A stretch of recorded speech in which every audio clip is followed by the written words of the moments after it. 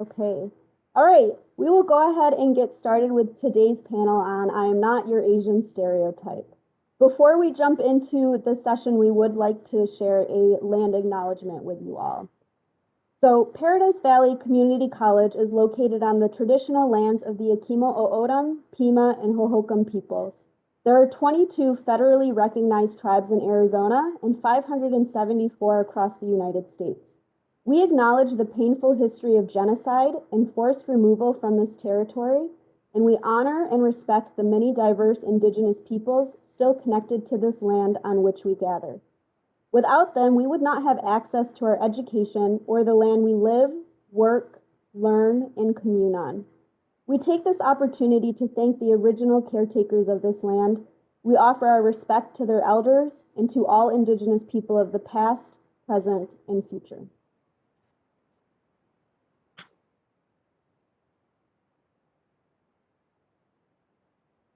So thank you all for that, and thank you, Mike, for helping us get that more fleshed out land acknowledgement.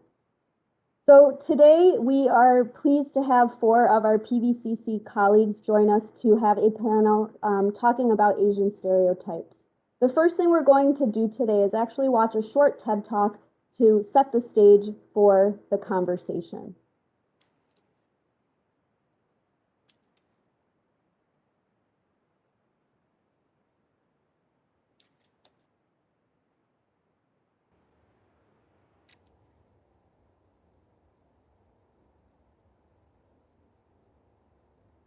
My name is Canwin, and I play both the piano and the violin. I aspire to someday be a doctor, and my favorite subject is calculus. My mom and dad are tiger parents who won't let me go to sleepovers, but they make up for it by serving my favorite meal every single day: rice. And I'm a really bad driver. So my question for you now is, how long did it take you to figure out I was joking? As you've probably guessed, today I'm going to talk about race, and I'll start off by sharing with you my story of growing up Asian American. I moved to the United States when I was 2 years old, so almost my entire life has been a blend of 2 cultures. I eat pasta with chopsticks, am addicted to orange chicken, and my childhood hero was Yao Ming. But having grown up in North Dakota, South Dakota, and Idaho, all states with incredibly little racial diversity, it was difficult to reconcile my so-called exotic Chinese heritage with my mainstream American self. Used to being the only Asian in the room, I was self-conscious that the first thing people noticed about me was that I wasn't white. And as a child, I quickly began to realize that I had 2 options in front of me: conform to the stereotype that was expected of me, or conform to the whiteness that surrounded me. There was no in between. For me, this meant that I always felt self-conscious about being good at math because people would just say it was because I was Asian and not because I actually worked hard. It meant that whenever a boy asked me out, it was because he had the yellow fever and not because he actually liked me. It meant that for the longest time, my identity had formed around the fact that I was different, and I thought that being Asian was the only special thing about me. These effects were emphasized by the places where I lived. Don't get me wrong, only a small percentage of people were actually racist or even borderline racist, but the vast majority were just a little bit clueless. Now, I know you're probably thinking, what's the difference? Well, here's an example. Not racist can sound like I'm white and you're not. Racist can sound like I'm white, you're not, and that makes me better than you. But clueless sounds like I'm white, you're not, and I don't know how to deal with that. Now, I don't doubt for a second that these clueless people are still nice individuals with great intentions, but they do ask some questions that become pretty annoying after a while. Here are a few examples. You're Chinese? Oh my goodness, I have a Chinese friend. Do you know him? No, I don't know him. Because contrary to your unrealistic expectations, I do not know every single one of the 1.35 billion Chinese people who live on planet Earth. People also tend to ask, where does your name come from? And I really don't know how to answer that, so I usually just stick with the truth. My parents gave it to me. Where does your name come from? Don't even get me started on how many times people have confused me with a different Asian person. One time, someone came up to me and said, "Angie, I love your artwork," and I was super confused, so I just thanked them and walked away. But out of all of the questions, my favorite one is still the classic, "Where are you from?" Because I've lived in quite a few places, so this is how the conversation usually goes. Where are you from? Oh, I'm from Boise, Idaho. I see, but where are you really from? I lived in South Dakota for a while. Okay, what about before that? I lived in North Dakota. Okay, I'm just gonna cut straight to the chase here. I guess what I'm saying is, have you ever lived anywhere far away from here where people talk a little differently? Oh, I know what you're talking about. Yes, I have. I used to live in Texas.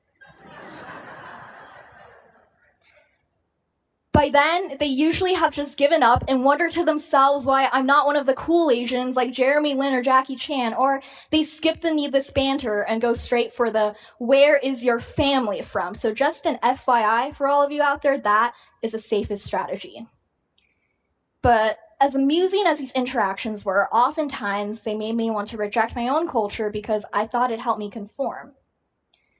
I distanced myself from the Asian stereotype as much as possible by degrading my own race and pretending I hated math. And the worst part was, it worked.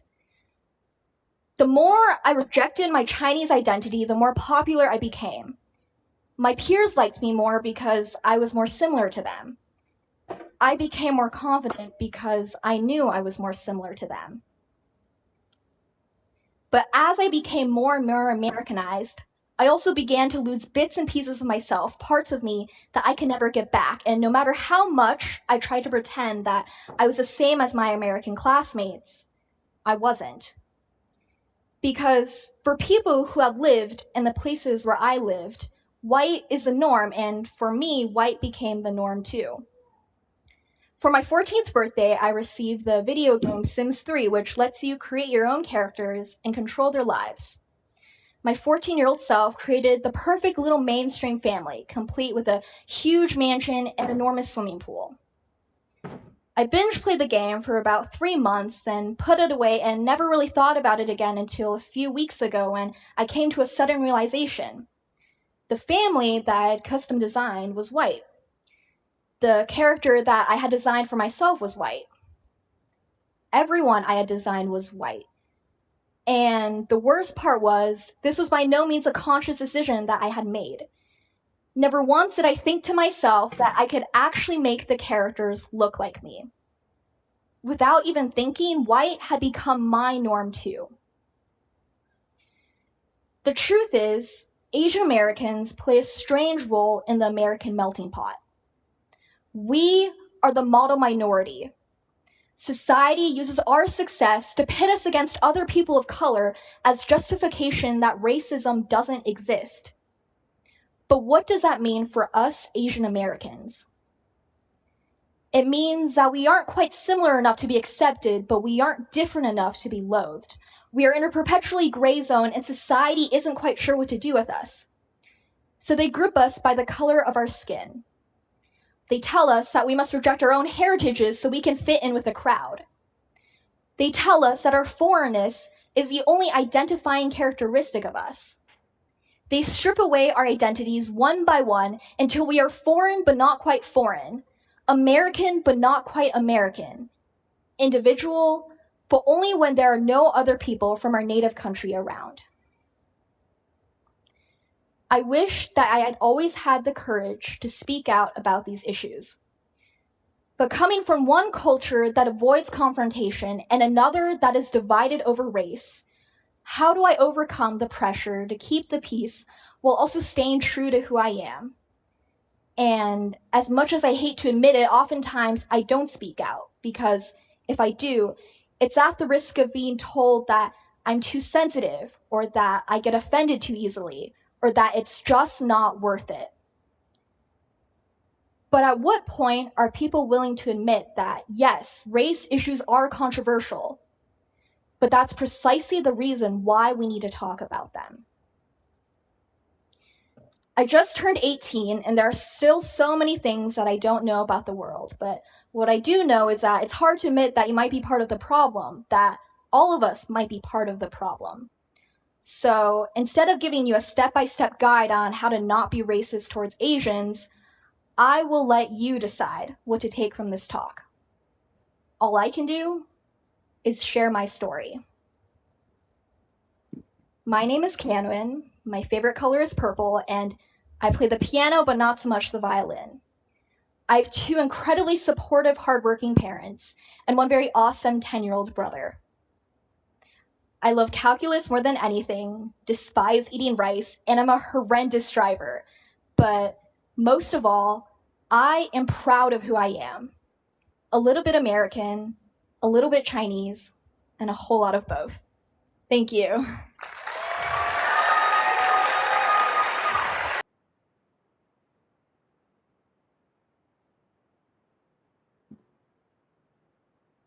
All right, so I'll give you all a minute to sort of reflect on that video.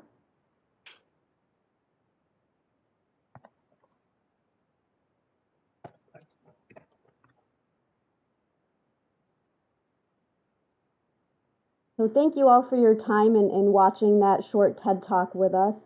I saw in the chat, some of the personal experiences that came up, and then agreement on the questions that Canwin poses in the video. And we're going to talk about some of those questions today on our panel.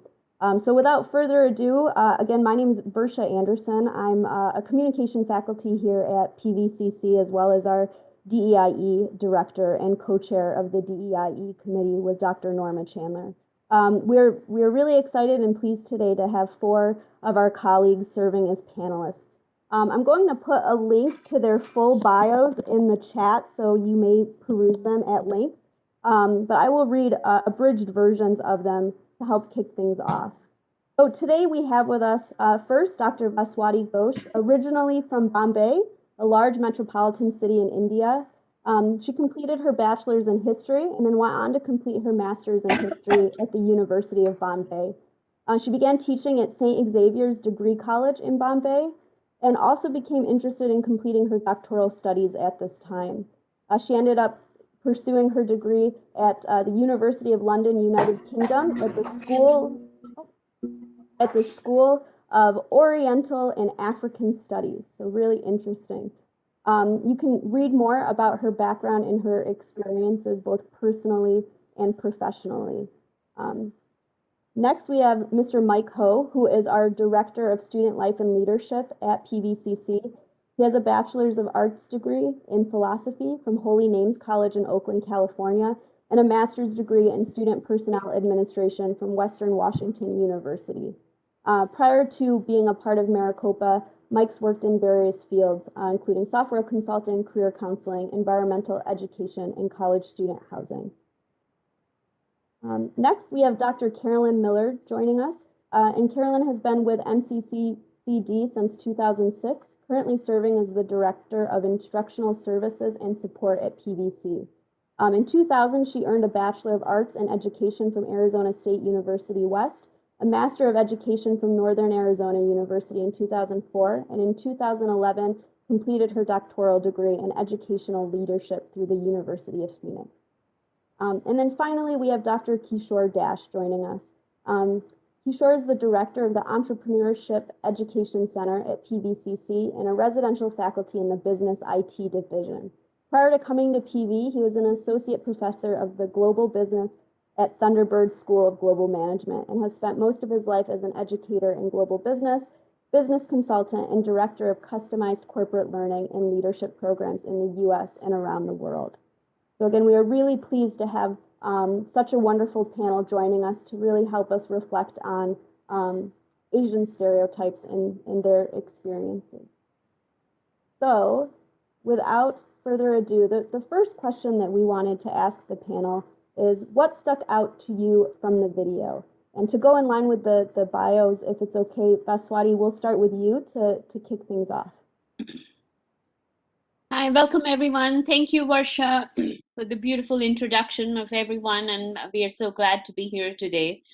About the TED Talks, well, I was surprised in some ways about what she was saying, but not too surprised as well, because it's pretty well known about the stereotypes that she was addressing.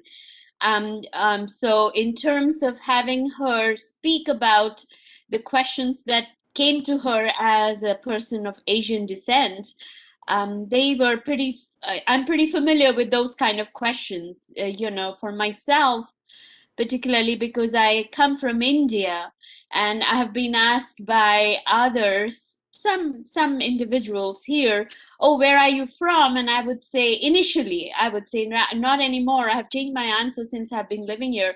I would say, oh, I'm Indian. So I have had the question asking, follow up was, so which tribe do you belong to?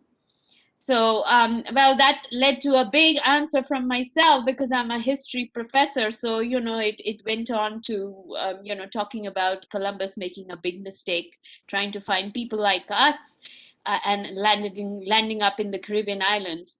So anyhow, the very fact that I there are individuals who who would like to know about more about people from different parts of the world, because I never I really like the aspect from the talk as well, that I always welcome the questions, because most of the time the intent of the other person is to know more about me. So I never felt that I was being just singled out by somebody else to know where are you from, because I was, most of the time, the people who spoke to me were genuinely interested in who I was and where I was from. So I welcome the questions that I was asked around for all these years that I've been here. So in that sense, it kind of resonates to what the young girl was talking about. Thank you, Baswati. Mike, did you have any initial reactions?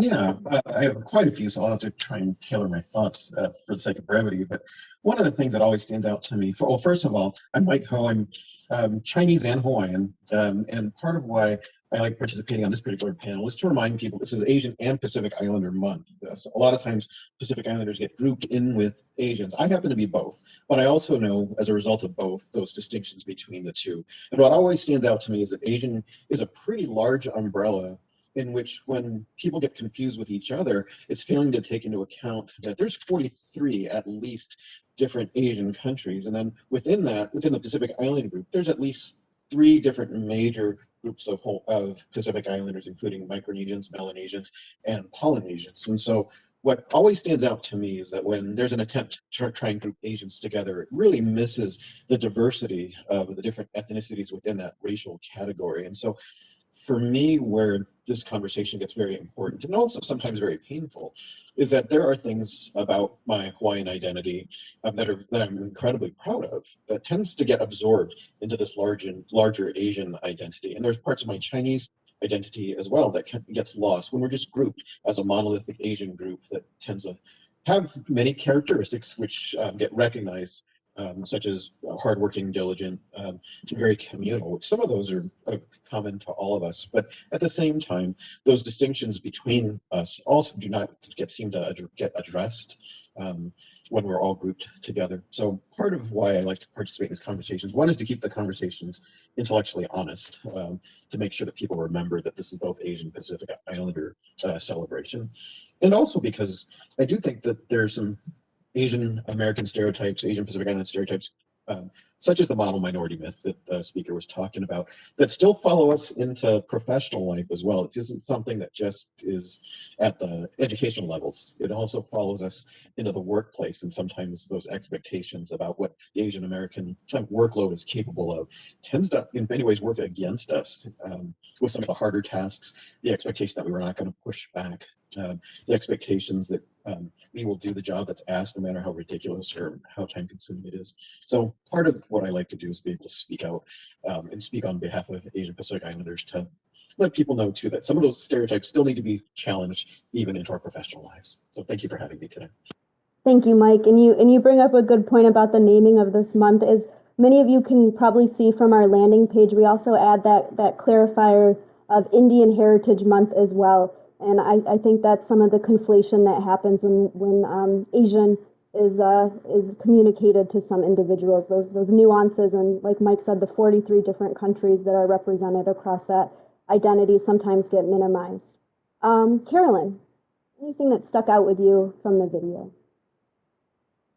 So it's very fascinating because I'm biracial. So my father is Caucasian Irish, my mother is full Korean, and I have a brother who has dual citizenship who's just a year older than I was. So, I mean, we just barely moved here, and then I was born in the United States. And so I agreed to the conversation because I want to see what happens organically. And most people who know me know that I try to work on intentions. And so when people are asking me questions, I'm hoping that they want, my perspective, my thoughts and whatever. And then we have the dialogue. And so I found it really interesting with this young lady in the video that I was born in the early 60s. And so to hear her, because I'm assuming I could almost be her mother's age, hearing her story still brought back a lot of experiences that I've experienced through my lifetime here. But also, she mentioned that she was from Idaho, and I was also from Idaho.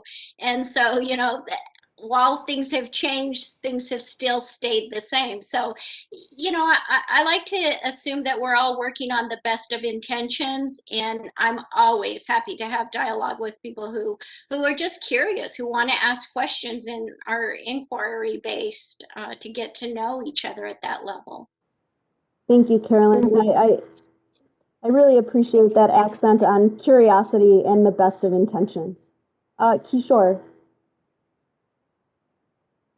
Hi, yes, thank you, Versa. That's it's such a wonderful people around, and I'm so delighted to be here. My name is Kishore Dash, and I did my master's at the University of Delhi, came here, University of Delhi in India, and came here for my PhD. And obviously, as a part of my career, I've written a lot of books and articles, but at least one case study that I would like to bring to the attention of this panel, I wrote some time back, which was selected as the best case study by Harvard Business Review. It's called McDonald's in India. I always think about it, McDonald's could understand that diversity aspect so well, so that's one of the things. But coming back to this TED Talk, what I thought or what struck me most is the girl is introducing a concept, I call it diversity distance.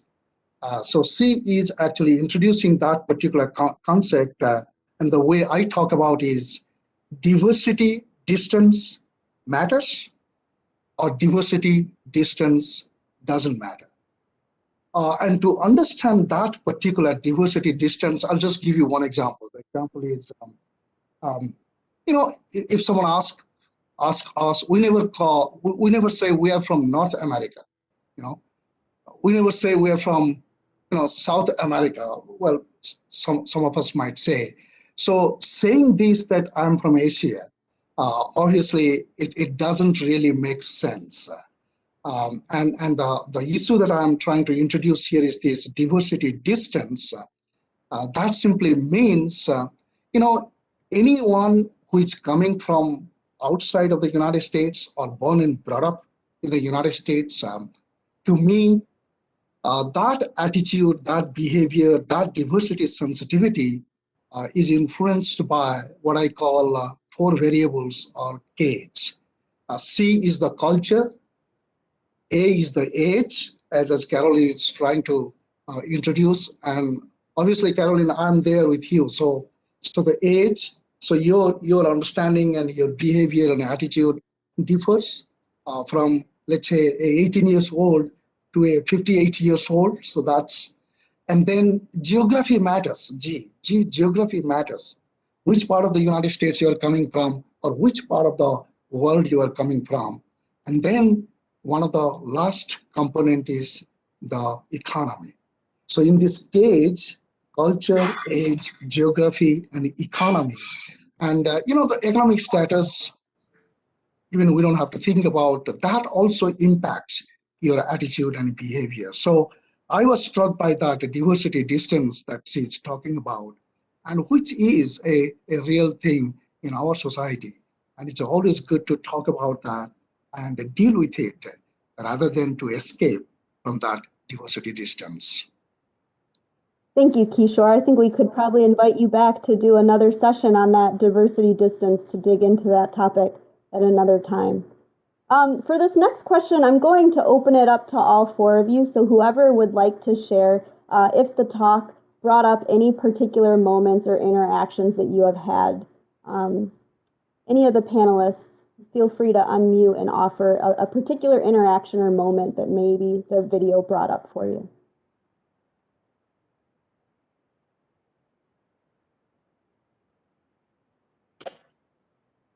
I might as well go in myself. What my reaction to the video? Can I say that? Sure, of course. And could you introduce yourself for the group? Oh, okay. My name is Jackson Nguyen, and I work at the computer lab at Chandler Gilbert Community College at the Williams campus. And obviously, I work for Sonia, who's with us today. And I watched the video. The first 2, I was like, oh, no, those questions. It's like the cringe is there. I was just like face palming. I was like for 2 minutes, like, oh, I know it's a joke, but it's like, I know it happens. It's still like, ah, my brain just went, the cringe is there. Like, but that's that's like being serious with a little bit of humor. But like the one that struck, another one that didn't surprise me, but like I kind of expected it too. Is like, where are you from? Like, oh, I had a thought about that. The president asked me that when I was a kid, when I was younger, or in my young college life. But if they do, if they actually ask, I'll go per. I usually want to I usually just say I am from this state or that state, and usually they don't. They accepted that. But if they did actually ask and try to delve deeper, I'd be thinking, what's the you're thinking of this? If they're gonna ask me where you're from multiple times, I would ask. So you're asking what's my ethnicity, right? That's probably that's my thought on that second part. The last one that surprised me the most is like the Sims character creation. That one kind of surprised me because like when you create a character and you create it in like however you think you want, you realize, oh, like I didn't create it in like my image or the way I want to, but that's just because like the subconscious level is like, oh, that blew my mind a bit because like I didn't think about it how denying your Asian American Pacific Islander identity for a long time would actually affect your choices and things. I was like, whoa, like yeah, Well, thank I you, didn't think about it Jackson. that way. So Yeah, sorry if I went on a little too long, but no, yeah. you're totally good. I think you brought up a lot of different areas that the panelists are going to talk on, kind of that tension, right? And what what people are asking you and what they really mean to ask you, and then the ways in which the visibility of what we see in society and how we're socialized, we don't even realize how it affects how we see ourselves until we have that opportunity to sort of put a mirror up to it. So thank you, Jackson. I appreciate that. Yeah. So going back, oh yeah, sorry, Carolyn, go ahead. Yeah, so going back to the question, any particular moments or interactions that you've had?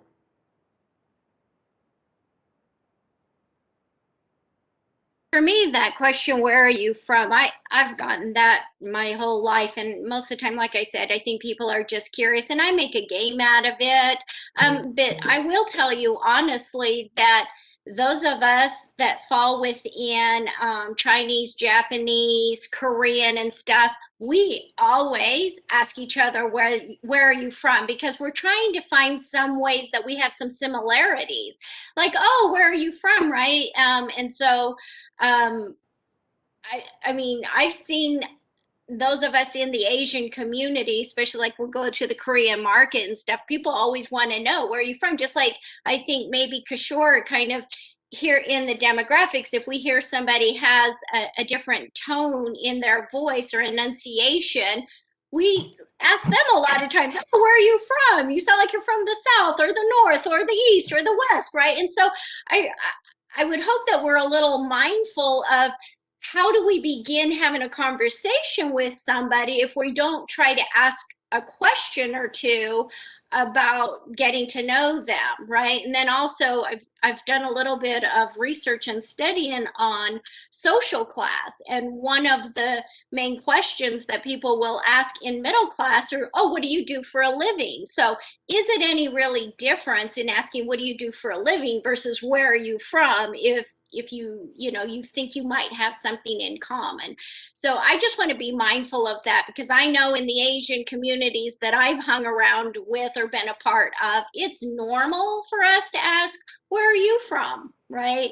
And so maybe it's the tone in how you say that or the circumstance in which you say it, but I'm really not offended if somebody asks me, because I always make them guess first. I always say, well, where do you think I'm from? And then they try to answer it, and that's how I know what they're getting from. Oh, you may look Japanese. I'm like, no. How about Hawaiian? No. And so we just make a game out of it. So I think it's something to be mindful of. Thank you, Carolyn. I appreciate that. How about others? Any particular Yeah. interactions or moments? Oh, go ahead, Vaswati. Yeah, I'd like to add to that, Carolyn, because you said something that I just do that so often in my class, because I teach US history, Western civilization, as well as world politics. So I get a whole gamut of student population in my class. So when I'm at the first day, when they walk in, they're not sure about me, and then and then we start having a discussion, conversation, and so I introduce my name, and and this is exactly what I do is I know they have a lot of questions in their mind, and I ask them, okay, now from my name, tell me where I'm from originally, because I'm American, so tell me, where I'm from, what's my ethnicity. So that's when we get a whole lot of answers, and many times they do guess right, and sometimes it's like way off the charts, and I say, oh, I wish I was there, I never visited that country, but I wish I would, in the future.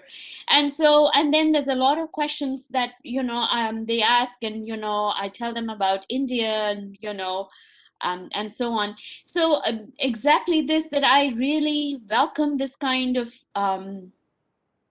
conversation that we can have in the classroom, which I do that every semester on the first day of class, as well as outside, where people are very, very, genuinely interested in knowing what's my ethnicity, and then they ask me questions. And also because my English, personally, I think my accent is all mixed up. It's like all over the place, but then they would say, oh, you speak very differently, you speak very nicely, maybe because I lived in Europe for some years. So how do you have this pretty accent or something like that? Because they were not kind of assuming that I would speak any different or anything. It's just that my accent kind of made them kind of stop for a minute and kind of ask, oh, where have I lived before? So these conversations are really welcoming, and I enjoy that as well. Thank you.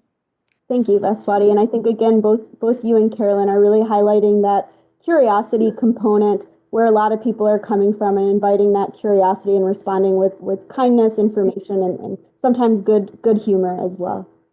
Yeah, I think Barsha, I just add one more thing. I agree with Vaswati what you said, and even Carolyn, right?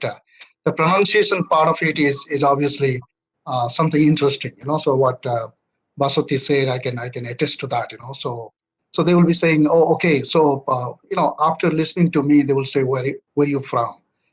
That's one thing. The other thing I just wanted to add is, that once they know that you are from India, you are typically associated with a IT professional. So the issue is, you know everything about and IT. Doctors. So and doctors. And doctors, obviously. So those are the two career kind of associated with. And I have actually faced it in a lot of airports and all those kinds of things. People will come and say, hey, this is what I'm having a problem. Can you just fix it? So that's one aspect, definitely true. But the other thing that I wanted to obviously bring to the attention of everyone here, and Carolyn just mentioned about it. It's kind of look, a Japanese is different than a Chinese. A Chinese is different than our friend here, Vietnamese, right? A Vietnamese is different than, even Korean. So even if, sometimes, the look wise, probably there is some similarities, but when you ask a Japanese as a Asian, meaning, mostly maybe Chinese or those kind of things, and Korean, that kind of stuff, that's very uncomfortable. So this is where I say, that diversity sensitivity is such a critical element in dealing with the different kinds of people. Thank you, Kishore. And Lily, Lily, I see you. Sorry. Offer. No need to apologize. Yeah, I was helping some students from Ask Library. Would you kindly introduce yourself too to the group for those who may not know you? Okay, and my real name is Li Kang, not Lily. But people sometimes ask, some of my Chinese friends, they take Anglo-Saxon, first name. And for me, it's natural because my nickname in China is Lily. My mom called me Lily. So I feel like I'm not too far to please someone. Okay. Another thing is when I'm in class teaching, and I do exactly the same. Vaswati and Carolyn, I ask them to guess. And some of them look at my last name. They said, I'm from Korea. I said, you are so right. But I said, Kang, K-A-N-G, is a very popular Korean last name, but it's also found in China. And but it's very rare. Out of the 100, Chinese surnames, my name's very rare. Out of 10 Chinese folks, maybe about 9 people didn't know about my last name. So it's kind of a little bit educational. Another thing I do is I kind of maybe play a joke with my own accent. I said, how do you like my Chinglish? And they all give a big laugh, the whole class, whatever. But they say you speak very clearly. We understand you. They give me some positive feedback. Another thing I brought in is I work with our nursing students over the past several years, and there's a big component about cultural competency. When they go out to the real world, they interact with Asian people, and a lot of the things in the Chinese and Korean, Vietnamese, and we all celebrate the Lunar New Year. We all have some of the influence from Confucianism and Buddhism, and some of the practices, cultural norms. I also give them some even personal experience of going to hospital, giving childbirth. If a nurse brought me a cup of ice, I'm so shocked. I tell them, no, in my culture, it's all warm liquid. So kind of using that as a teaching moment. So, and I don't think it's a big deal. I don't feel it's negative or whatever. No, yeah. So thank you. Thank you. And I appreciate that accent on education, right? That's what this is all about. How are we educating and helping us all to be better informed individuals? Mike, go ahead. I just want to add one more thing too. Getting back to the idea that there's at least 43 different Asian countries and 3 different major ethnic groups.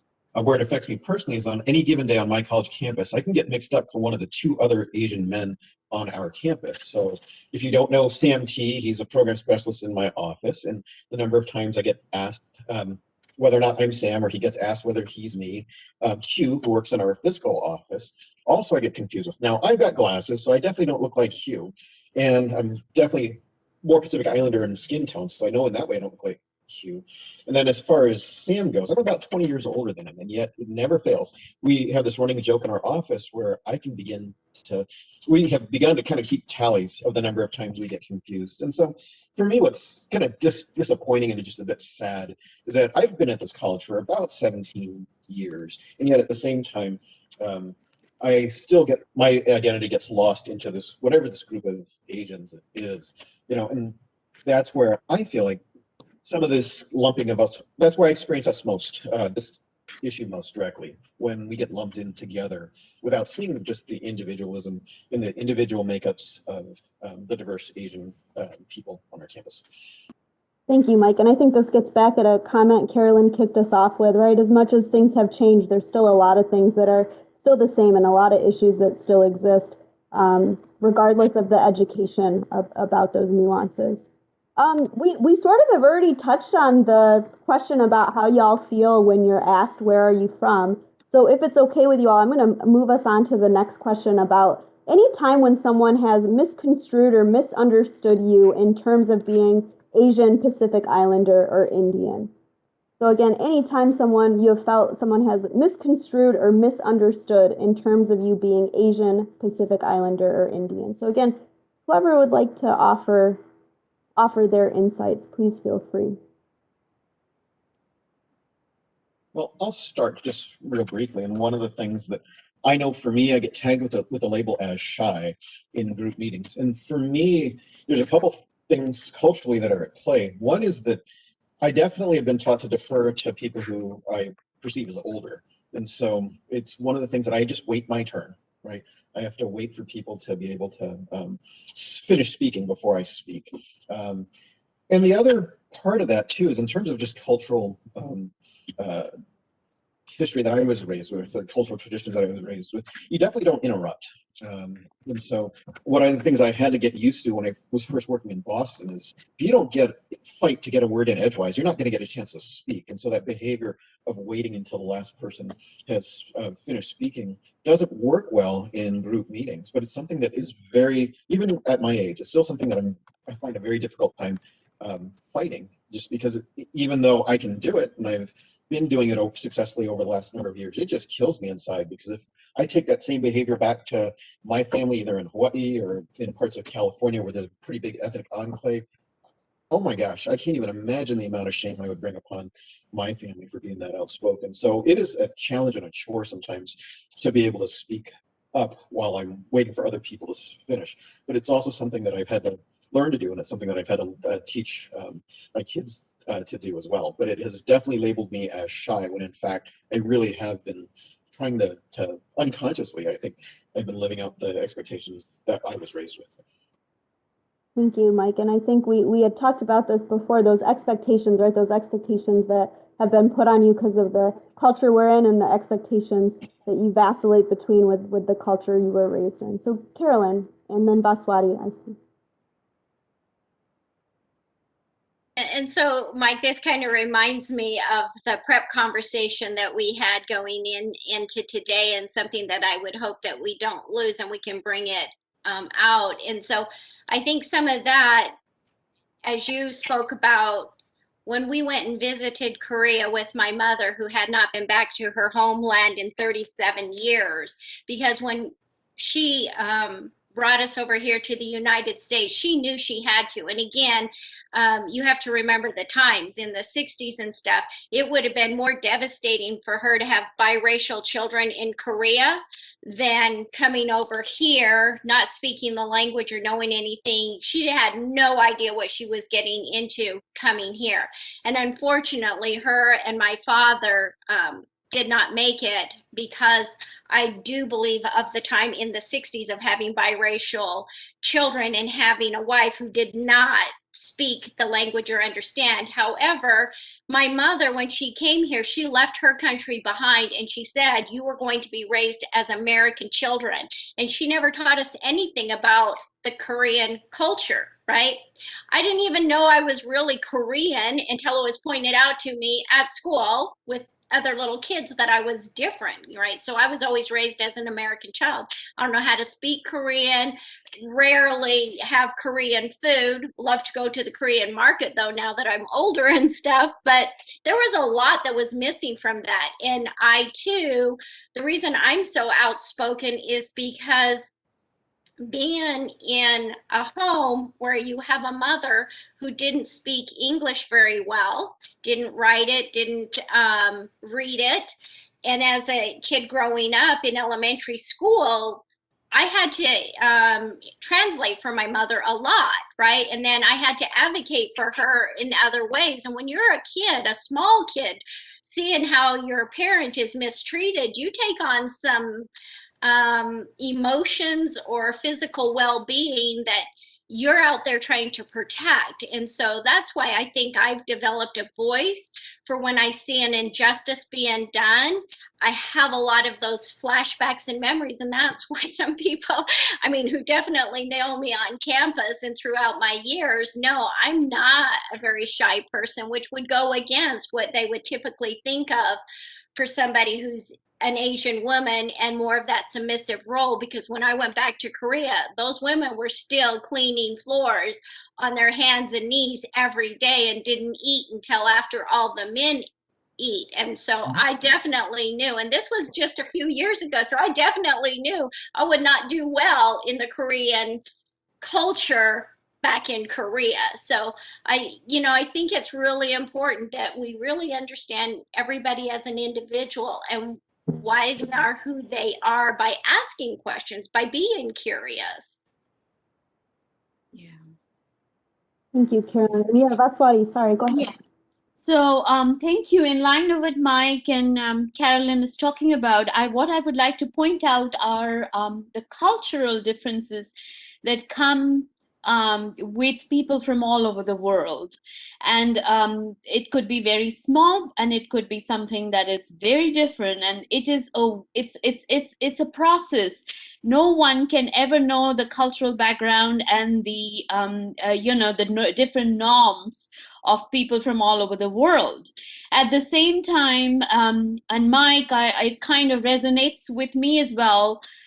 When we are in the workplace in America, there is the existing norm is what most Americans are familiar with, the way the conversation runs, the way the meeting is set, the tone of the meeting. And initially, just like Mike, I had trouble even getting any word in, and being the only non-white person in my entire division, it was really like I was like sitting there, like just warming my seat for a few years. And when I realized that, hey, this is not getting me anywhere and I need to speak up. And I've changed a lot since then. The other thing is that the Asian culture, whether it's India, China, Japan, Korea, Vietnam, there are some similarities there that people from Asia understand very easily, whereas people who have not been exposed to the Asian culture may not get it, is the eye contact. In India, direct eye contact is considered as aggressive many times. And so what happens when we have a conversation with another Indian, or anybody else in our own family or something, we are not always looking at each other. We talk, we look around, we do a whole lot of things, or or if somebody, especially a younger person, is is speaking with an elderly person, the younger person, it's sort of ingrown that we doesn't normally have an eye-to-eye contact, because that's seen as being, challenging. The younger person is challenging a person, and so on. So there is this very subtle difference in terms of eye contact, which Indians will not have. Whereas in here in America, eye contact is seen as a big thing. And I've had trouble in terms of when there has been some conversations here where I'm not looking directly at a person because for whatever reason, and the person misconstrues that as I being, disrespectful and so on. And so those kind of things really matter, in the sense that they can be misunderstood so badly and can become a problem for anyone and everyone interacting during that conversation. And that is very cultural. It comes from, different parts of the world. As Lily said, in my country, warm liquid is something that even I know, that, because I'm Asian, whereas a person coming from somewhere else may not know. So this is a big learning a path that we have right now. It's challenging, but I'm glad about the conversation, because nobody's going to know this right away, but the beginning of our learning has started. So I really like that. Thank you. Thank you, Vasu, Vaswati. I'll just build on what Vasuti said. This is this is just one of the things. If you're talking to State Department people, or the business people, and the general consciousness, India is not considered as a part of Asia. So anytime people talk about Asia, obviously India is not. But as Vasuti is saying, Indians, they consider it's part of the Asian, right? So that particular aspect needs to be understood. And then for that matter, I always say there's a Central Asia, there's a Southeast Asia, there's a East Asia, there is, the geography matters. But even today also, when we develop policies, or we do all those business strategies, Asia doesn't include India. So India becomes a kind of a separate entity, if you will. Now we are talking about Indo-Pacific region, right? So that's a very specific things that's coming into our language. And then you're it's a very brief example that misconstrued. One of the things I will share with you a personal experience very briefly. When I used to direct international field seminars at Thunderbird, I used to take a lot of executives to different parts of the world to expose them to the market entry strategies and business growth, all those kinds of stuff. 2001, September 11 happened. And then, those of you who will take a look at me, my picture, prior to 2001, I had a big mustache, so basically what happens is this, I used to take all those students to different parts of the world, and when coming back post 2001, I used to be randomly checked, and it's so many times I even told my executives, hey, move on, because they're going to randomly check me. And then, it was pretty kind of a uncomfortable behavior, if you will, right? So then I was talking to some people, and my friends suggested, hey, you know what? That mustache is the issue. And I took it off. So since then, I saw in the chat, the lost identity, but that's not the lost identity. But the basic thing is, I thought, that becomes a classic example how people misconstrue, people from different regions just by their appearance and all those kinds of stuff. So I just wanted to share that with you. Yeah, thank you. And I appreciate you bringing that up. I think all four of you really highlighted the tension between how your cultural practices and cultural habits have others perceive you in different ways than your intention, and how that can lead to, like Vaswati was saying, some troublesome interactions, because there is that lack of wanting to understand why we do the things we do in the ways we do. Yeah, Lily. I have one flashback while I was listening to Vashwati just now. One thing it was over 30 years ago. I had, in my university, I was a student in the foreign languages department, and we had 2 American teachers. One of them, I think she's in her 50s. Or 50, I think middle 50s. I know one instant was I went to her office to help her, and then we walked out, and going downstairs, she was carrying more load, books, bags, and I walked, I was right next to her. So, but without, maybe I don't remember even I said something, I reached out to help her. And she just stepped back and very suddenly. And I forgot the exact wording or whatever, but I know that that was a moment I learned a lesson. And don't offer your help to someone you perceive someone as older. I know I was maybe I was just about 20, I think, during that time. And in China, seniority is always respected. And also, you always on the street or wherever you see people, you always voluntarily help. For me, with my, American teacher, I thought it was just natural. It's a warm gesture. I want to help her, but she kind of shied away and give me some kind of look. But all these years, I remember that moment.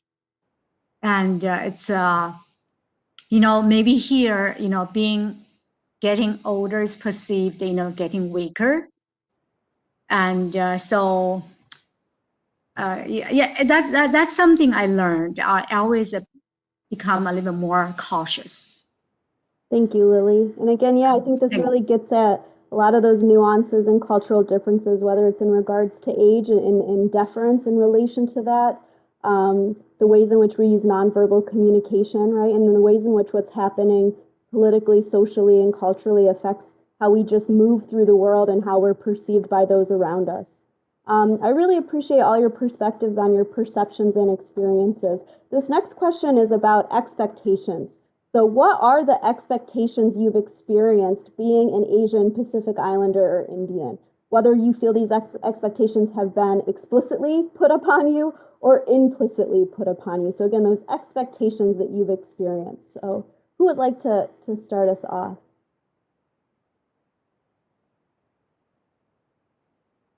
I can go first. So one of the things that I appreciated in that little video is that she acknowledged, and I am willing to acknowledge, is I've had a lot of privilege, and with being biracial, right? Because you can use it to your advantage, but then once you get it, you have some sort of responsibility to be mindful of it and be respectful of it, because that whole idea of being a model minority, minority, there's no doubt in my mind over my career, I have been hired because of being a minority, being a woman. But that comes with being able to respect that privilege. Yes, that got you through the door. Now, what do you do with that opportunity? What do you do with that privilege, right? And so also having the white, if you will, privilege.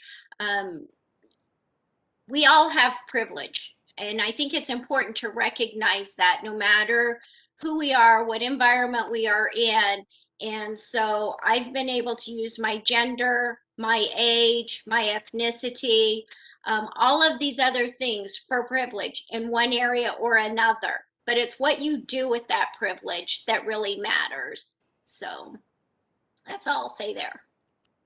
Thank you, Carolyn. And we could have, right, that might be a whole other session to really dive into privilege, and in many ways, right, that viewpoint of how does privilege allow you to open doors and create entry points and access for individuals that wouldn't have had it if you weren't in that position to advocate others and expectations that have been put on you? I don't know. I'll share something. Oh, someone else. No, go ahead, Lily. I think someone else wants to say. Go ahead, Lily, and then Mike. Yeah, I think for me, I'm thinking of parenting. As parents, I have two daughters. I think even looking at my kind of circle around me, and many of my friends, I think give a lot of pressure to their children. And even the extended family, even back in China, also give me pressure about what how I should maybe foster, I don't know, my daughter's career. Especially when they were choosing college majors, and many of them want them to go to, I don't know, like I'm thinking of Kishore, and also, some of the hard, accounting, or medicine, or, computer science. So easier to find a job. Or some of them say, don't go to those where you need a lot of people skills, dealing with a lot of communication or whatever. Maybe just, do your job. But I know some of my friends also, many children are quite successful, going to Ivy Leagues or whatever. But I'm one of those. I did allow one of my daughters to follow her passion, which doesn't make a lot of money. And she's still learning, try to find her focus. And sometimes I struggle a little bit myself, because her major, my older daughter, is in fashion design. And she went to a very expensive school, actually, in New York City, Parsons, but I know that helped her to be who she is. But sometimes I struggle. How do I behave as a parent? Do I regret the decision? Or, for her to learn to blossom in whatever way.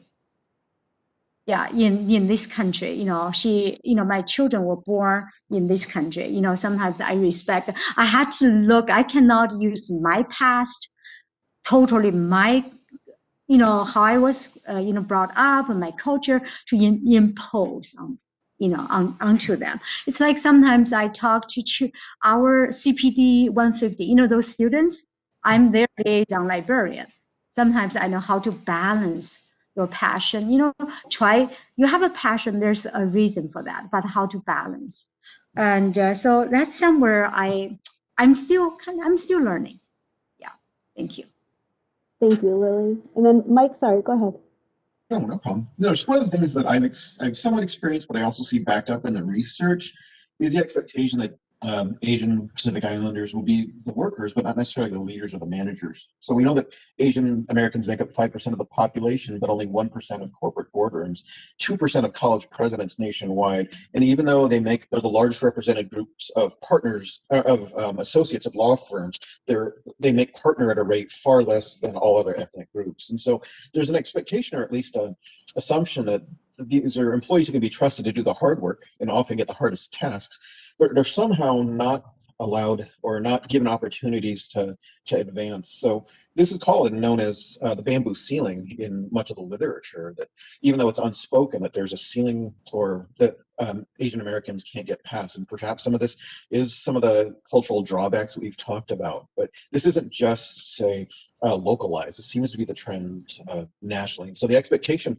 for the part of Asian Pacific Islanders is that all of our lives, our academic success, should have led us to career advancement and career success that duplicated or replicates some of those collegiate and other educational successes. And yet, historically, that hasn't happened, either in the corporate environment, public environment, educational environment. So I think the expectation somehow is that we are not prepared to perform well in leadership opportunities.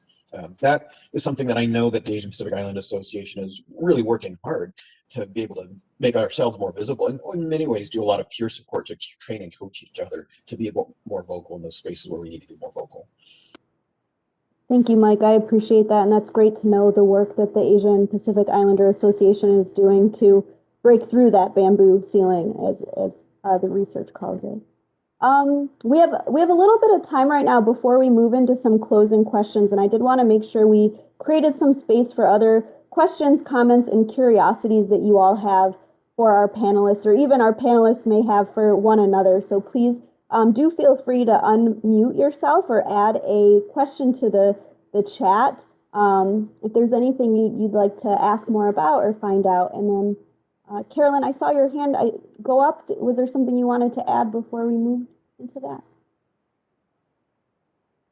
I just wanted to ask Mike on the research that he read, if that's because, the generalizing and stereotyping that Asians usually are more collaborative and we don't usually seek competitive, isolation, oneism or whatever to compete for some of these jobs. If that came out in any of the research, is, it could be difficult for us to be seen as somebody who is that individual go-getter and willing to, take on the challenges to run a large organization.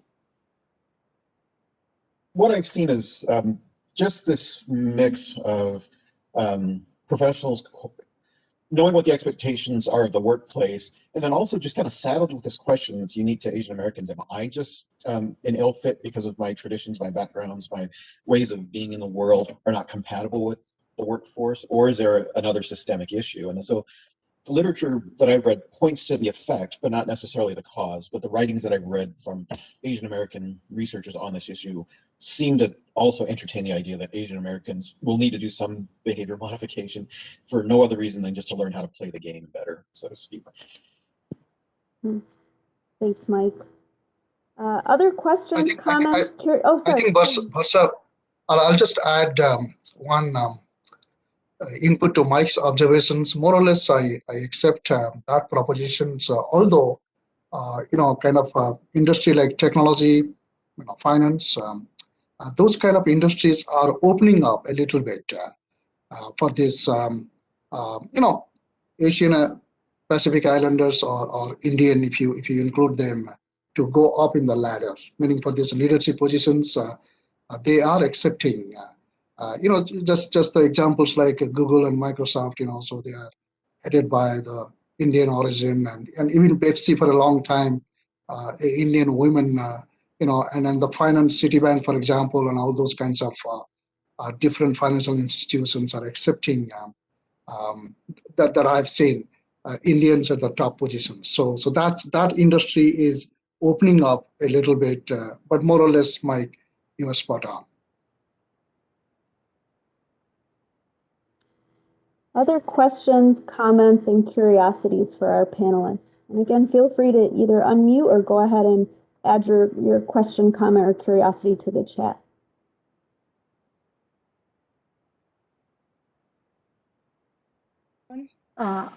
Karen, yeah, go ahead.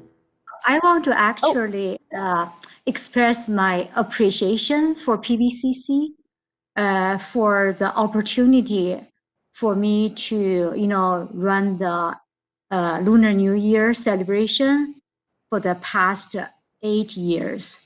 There are many people from the administration and also from faculty and staff, Mike, and many people gave me support. It takes a big team to do some of this, celebration and to introduce, arts, some other talents or whatever, in my own capability to bring in, the network and to bring in to PBCC, and also sometimes we also shared to Maricopa, and some of my social media network, my Asian network, they were also commenting because sometimes I put some of those events on my, Chinese WeChat. You know, I don't use Facebook as much, but they were so happy.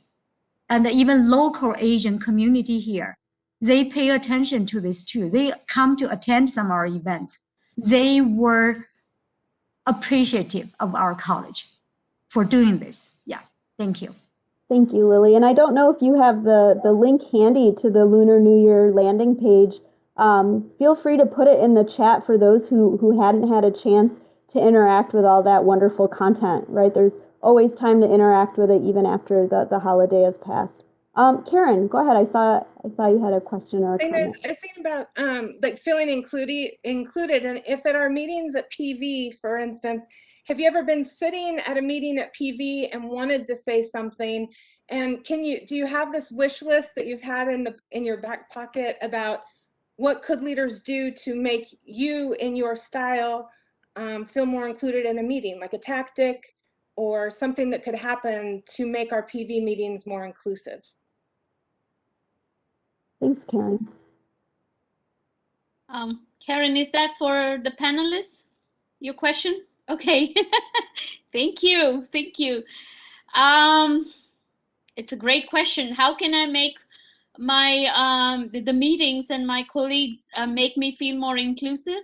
Well, I was reading the comments, and something did jump out to me, that the leadership at PVCC, whether it is right up the top at the administrative level, or at the other levels coming down to the division chairs or managers, and so on, I think it depends a lot on the leadership. Because in a meeting, it is usually the leader of the group or the division is the one who's hosting, who's taking the meeting forward, and the kind of tone he sets in that meeting reflects to the rest of the colleagues. And I believe the leadership should make, and I did bring this out, and I think this is something that we need, it's a work in progress, is have more training or more emphasis given to people who occupy leadership positions at our college, to make them be more aware of inclusiveness, or inclusiveness based on diversity of any person's diversity. It's not ethnicity, it's all kinds of diversity that we have in our own community and college, to be mindful of them and make them inclusive, engage them. Go ahead, and if they see someone sitting quietly by themselves in a meeting or not being heard, whereas there are some, this is usually, I've seen this happen over and over again. I don't know if others have, but PVCC, I'm in my 16th year. There are some individuals in a meeting who will take all the time to talk, and nobody calls on them to say, hey, you know what, it was great sharing your ideas, but let's hear the others. Kind of, it just, there's a politeness that extends, or I don't know, this is like, okay, if somebody wants to talk and they decide they're going to take the whole meeting as a thing for themselves to talk about, nobody calls on them to say, hey, there are others who we would like to share. So I believe the leadership really needs to change, make actual changes to how they interact in the meetings, and have them become more aware. Probably give them training, required training, that, hey, you need to be aware of the diversity, of different kinds of diversity, and make everybody included. So that would be my take. Thanks, Karen. Any others want to comment and offer feedback on Karen's question? And it's a nice segue, Karen, into some of our closing questions that touch on that as well, as far as what can the college and leadership do, and what would you like your colleagues to know about working with you? So any other comments or questions on Karen's particular question? And this is Carolyn. I just wanted to say, I did put it in the chat, and I'm not sure if Jen is still on with us, but she really said something last week that resonated with me, and I keep thinking about that. Not only the meetings that I put on, but the meetings that I attend. I'm really more mindful now. Did they just invite me to invite me? or did they really want to hear what I have to say, right? Because there's a difference of being invited to a meeting versus being invited to participate. And I think for me, it's an area I can really tell right off the bat when I've been invited to participate versus just invited to attend. And so really getting back to intentions, why are we really inviting people to attend versus to participate? Thanks, Carolyn. I think I will say this. That's a great question, Karen. That's the point that Carolyn is making. Invited to attend or invited to participate.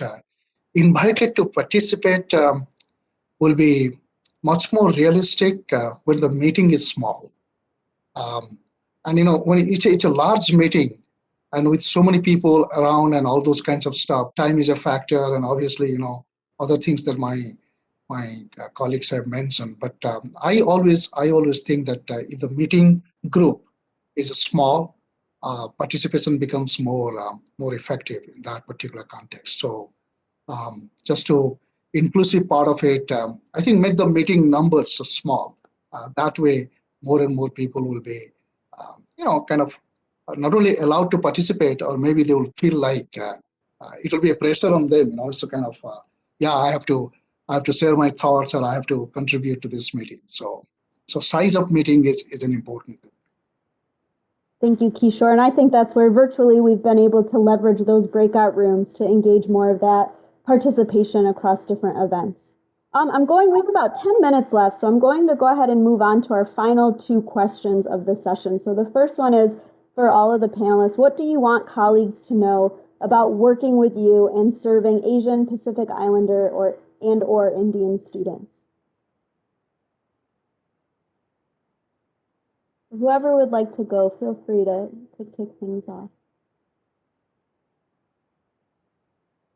So again, what do you want colleagues to know about working with you and serving Asian, Pacific Islander, and/or Indian students? So I'll mention the students part if I can. I'm sorry, Carolyn. With the students part, I would just say when you're writing letters of recommendation for Asian Pacific Island students, make sure you ask about the whole person, because some of the things that get written about Asian Pacific Island students tend to be they're diligent, they're hardworking, they stay on task, and that's great. But it also, to the person reading that recommendation, will reinforce some of the stereotypes about Asian Pacific Islanders and not seeing them as the broad spectrum that makes up Asian Pacific Islanders. And so that can put them at a competitive disadvantage when they're looking at their next institution. So rather than just looking on their academic work, trying to ask them a little bit about some of the other parts of their lives. And the person who I think did this really well, I have to shout out Dr. Ruby. He wrote a recommendation letter for my daughter, and my daughter typically can be very quiet in classes, diligent and hardworking. But when he wrote his recommendation letter, he made an effort to pull in those other parts of her personality, that she was a volunteer at her church, and that she was also volunteering on campus. So that way, the recommendation with a last name like Ho just didn't stand out as being the monolithic, hardworking Asian American student, but could also recognize that this is a diverse and complex person that can do quite a lot of things, not just be academically successful. Thank you, Mike. I think that's really important for us all to consider when we're writing letters of recommendation, designing our coursework, anything to serve students. Are we looking at the whole student, right? Carolyn, go ahead. I think probably for me, what I often hear is, and some of you on the call can agree or disagree, but I'm often accused of being a lot younger than I am.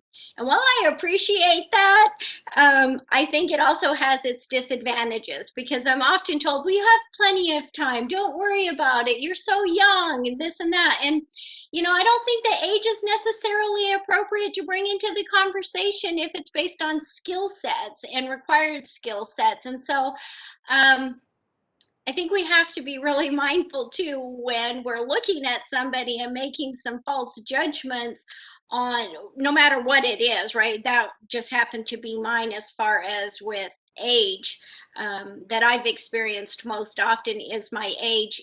They don't ask me how old I am by any means. There's just this assumption, because then once they do find out, then then that's when it's brought up. Oh my gosh, I never thought you were that old, or whatever. And so I think it's important that we're just, I don't know, I'll just leave it at that. Thank you, Carolyn. Kishore, Vaswati, Lily. Yeah, go ahead, Vaswati. Yeah. Oh, sorry, Okay. Vaswati. We'll do Vaswati and then Kishore, and then Lily if you have Okay. anything to add. Okay. Thank you, Varsha. About Indians, well, first of all, I love to say that most of my colleagues are very, very respectful and mindful of interacting with Indians, and especially in my building. And I love the fact when they have a question about India, or a student that who might be in their class who's Indian, from India, they come to me and ask me what they should do if they have an issue with that student. And and it always makes me feel very valued that they are asking me about what they what my opinion would be or suggestions would be.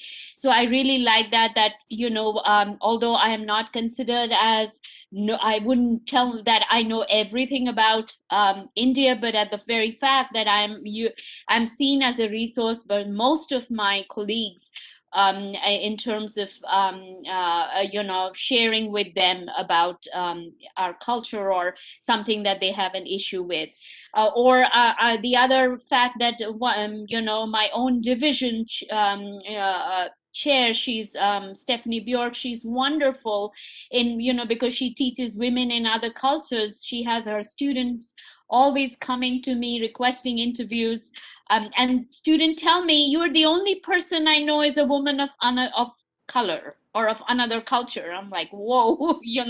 And so I share my perspective, and I I give them all the answers that they need.